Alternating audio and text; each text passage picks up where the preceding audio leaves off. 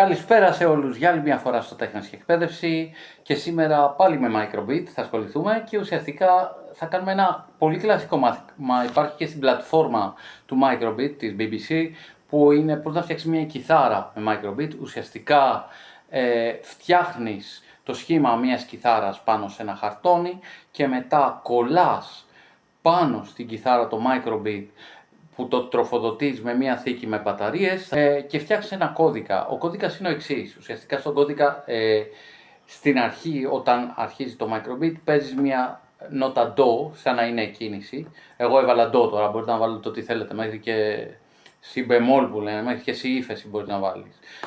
Και μετά τι κάνεις, ουσιαστικά φτιάχνεις το tempo κάνοντας ένα mapping του acceleration στον άξονα το G, δηλαδή κάθετα του Micro:bit πάνω κάτω. Και του λες ότι από 0 έως 1023 from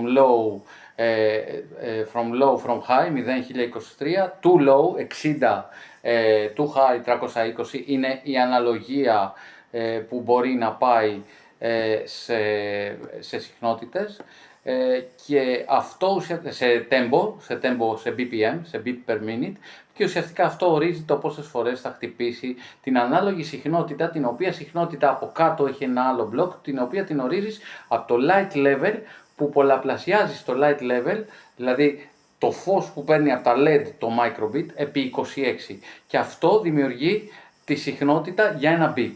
Οπότε έχεις ένα beat, μια συχνότητα και καθορίζεις το tempo από τον τρόπο που στριφογυρίζεις την κιθάρα, γιατί πάνω στην κιθάρα είναι το Micro:bit κολλημένο, και στη συνέχεια αυτό γίνεται ένα είδος abstract κομματιού.